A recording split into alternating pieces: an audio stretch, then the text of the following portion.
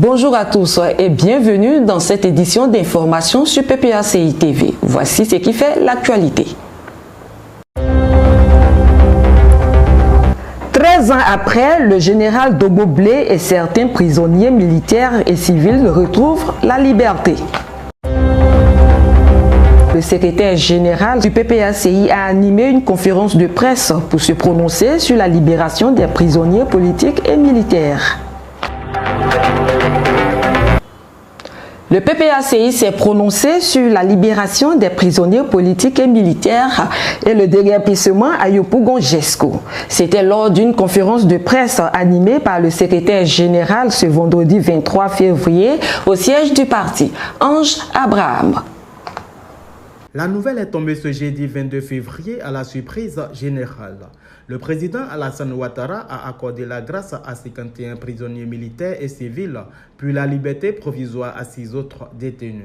Ayant fait de cette libération l'un de ses combats, le parti du président Laurent Gbagbo, par la voix de son secrétaire général Jean-Gervais Keïdé, en présence de plusieurs membres de la direction, se réjouit de cette acte allant dans le sens de la réconciliation, mais connaît une joie limitée du fait du maintien de plusieurs autres prisonniers militaires dont il réclame la libération. Son Excellence, le président Laurent Gbagbo, et avec lui l'ensemble du Parti des peuples africains Côte d'Ivoire, PPACI, expriment leur satisfaction pour cet acte qui constitue une avancée positive vers la réconciliation nationale tant attendue.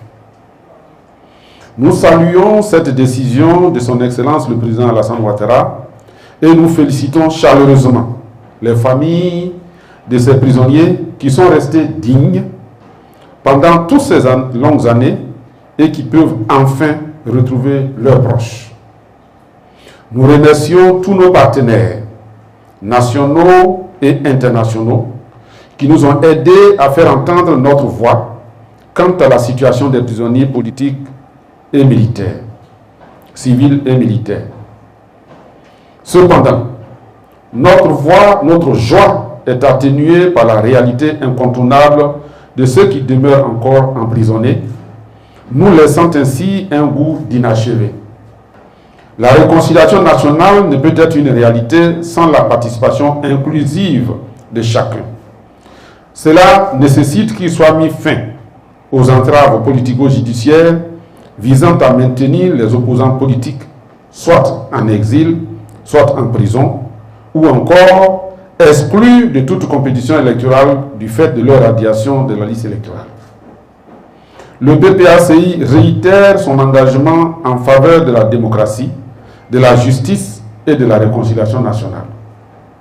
Toutes choses dont l'accomplissement relève avant tout de la responsabilité et de l'engagement des tenants du pouvoir. Concernant les casses à Yopougon-Jesco, le parti de Laurent Gbagbo déplore le manque de l'humanisme de la part du gouverneur du district d'Abidjan. Touché par la souffrance qu'endurent les populations sinistrées, le président Laurent Gbagbo leur exprime sa compassion et celle du parti. Si l'idée de protéger les populations installées dans des zones à risque est compréhensible, le PPACI s'indigne et dénonce les méthodes cavalières employées par les pouvoirs publics à cette fin et sous ce prétexte. Le PPACI condamne ces méthodes déshumanisantes qui constituent des violations flagrantes et inacceptables des droits élémentaires de ses citoyens, victimes de déguerpissements sauvages, sans ménagement, sans mesure d'accompagnement, au mépris de la vie humaine. En attendant, le PPACI réaffirme sa compassion et son soutien aux familles, aux entrepreneurs et aux élèves en détresse et les rassure de son total engagement à lutter pour la prise en compte de leurs droits et leurs intérêts.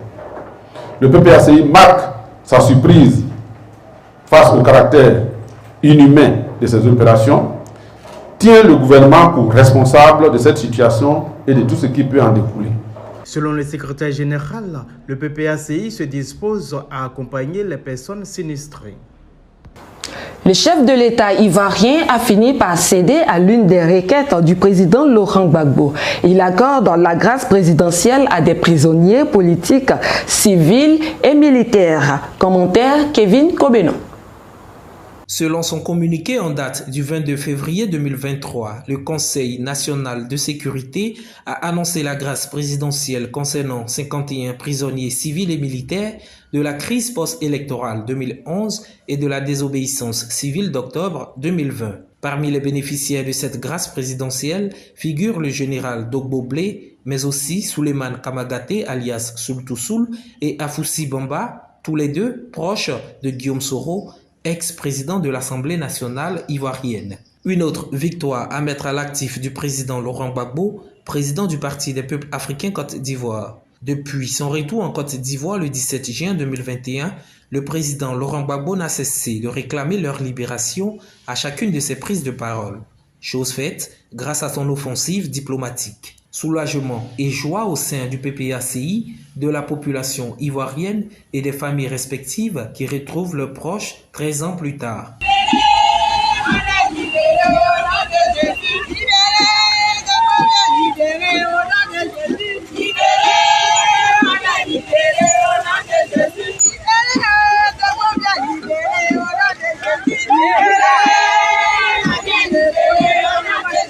Une grâce présidentielle prise, dit-on, par le chef de l'État, conformément à son engagement d'œuvrer résolument à la consolidation de la paix. Si tel est le cas, pourquoi certains, dont le commandant Seka Seka, ne figurent pas sur la liste? Ne sont-ils pas bénéficiaires de cette cohésion sociale et la paix? C'est un premier pas qui vient certainement détendre l'atmosphère sociale dans ce contexte de démolition des maisons et établissements ça et là dans le district d'Abidjan. L'opposition, notamment le PPACI, réclame encore la refonte de la CEI, la révision de la liste électorale et la réinscription du nom du président Laurent Gbagbo sur la liste électorale.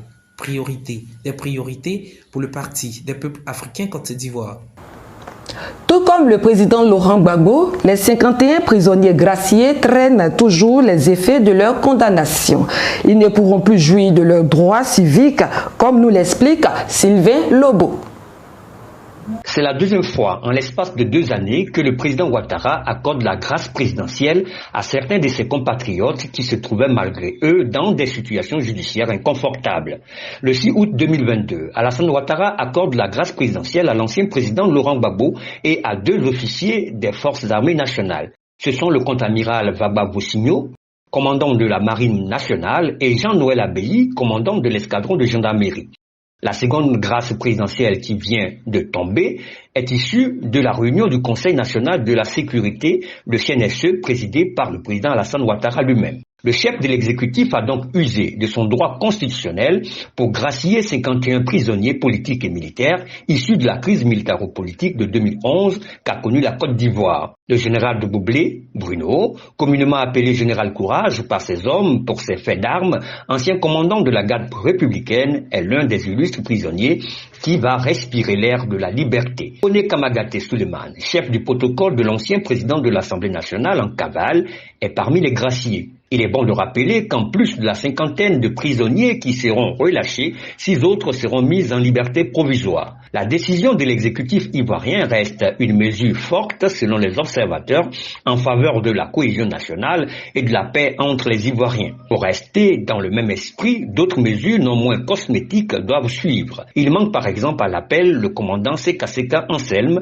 ancien aide de camp de Mme Simone Gbagbo, non pris en compte par la grâce présidentielle. Notons par ailleurs que tous les bénéficiaires des 2 dernières grâces présidentielles, notamment le président du Parti des peuples africains Côte d'Ivoire, le président Laurent Gbagbo, le ministre Charles Blé Goudé, pour ne citer que les plus illustres, restent des parias politiques puisque leur pseudo-condamnation reste inscrite sur le casier judiciaire, les empêchant de briguer un quelconque poste électif. Ainsi donc, pour les partisans de Laurent Gbagbo, pour les épris de justice et de démocratie, et ils sont nombreux en Côte d'Ivoire, le président Ouattara doit encore pousser sa balle jusqu'au but final en initiant une amnistie générale. Cet acte législatif de la compétence du Parlement met fin aux poursuites et supprime les condamnations. Ainsi, tous les Ivoiriens placés encore sous condamnation et réhabilités seraient réinscrits sur les listes électorales afin qu'ils exercent leurs droits civiques au cours des prochains scrutins, notamment celui des présidentielles de 2025. L'amnistie qui serait prise par le Parlement ivoirien, qui demeure majoritairement dominé par les élus du RHDP, parti du président Ouattara, permettra d'éclairer considérablement l'horizon politique à l'approche de la présidentielle de 2025. L'amnistie, qui reste l'approche constante du président Laurent Gbagbo depuis son retour victorieux de la prison de La Haye. L'appel du fils de Mama serait-il encore entendu et pris en compte pour le bonheur de tout le peuple ivoirien? Attendons de voir. Après le passage des bulldozers de Cissé Bakongo à Yopougon Jesco, c'est la misère. Notre équipe de reportage était sur les lieux. Ces constats.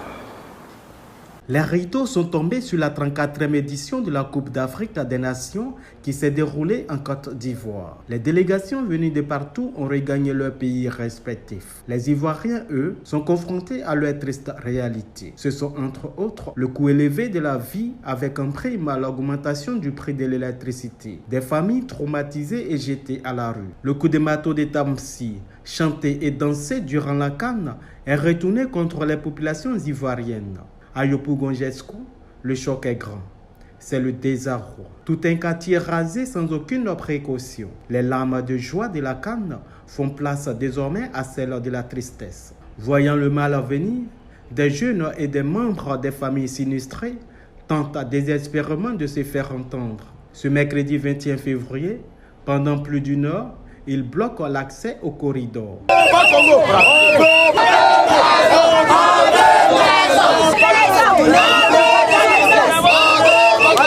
Non loin de là, sur les décombres de sa maison, la veuve Yonlou est inconsolable. En 82, on a payé terrain ici.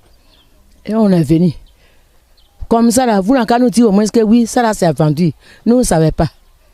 Jusqu'à on est ici. Aujourd'hui, c'était avant-hier. Le mois passé, là, c'est là-bas on a cassé. En ce temps, moi, je ne suis pas au village ici. On m'a appelé le matin, je viens, machine a déjà cassé. Ici, avant-hier, je suis parti, moi, je vends. Je suis parti au marché, mes enfants m'appellent, les élèves. Grand-maman venait voir la maison, on est en train de casser la maison de grand-maman. On m'appelle, je vais rentrer. Voilà, moi, je suis arrivé ici. Le matin, je suis arrivé, je vais rentrer, c'est trop tard. On dit, maman, tu rentres plus, je suis pardonné.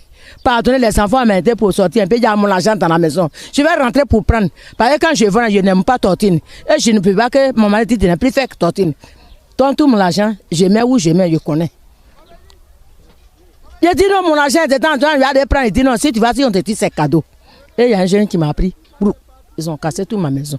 Surprise par le bulldozer de Cissé Bakongo, elle a complètement tout perdu. Ça fait 3 jours que je dors dehors. C'est là, je me couche là. Je n'ai pas bagage, il a fait comment? Ça fait 3 jours. Mes enfants viennent, on se couche ensemble et puis ils rentrent. Voilà, actuellement rien. L'argent, quoi? Voilà, moi, mon mari est parti. On a 10 enfants. Il y a 6, il n'y a pas 4 là. Personne ne travaille dedans. Victime des différentes crises militaro-politiques, le gouverneur d'Abidjan vient de lui arracher le goût à la vie.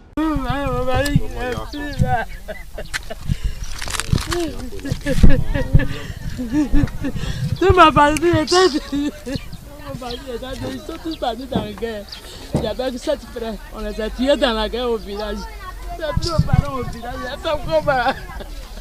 De l'autre côté, M. Conan Julien, infirmier d'État à la retraite, vient lui aussi de perdre toutes ses réalisations, fruit de plusieurs années d'économie. J'ai fait 34 ans de service.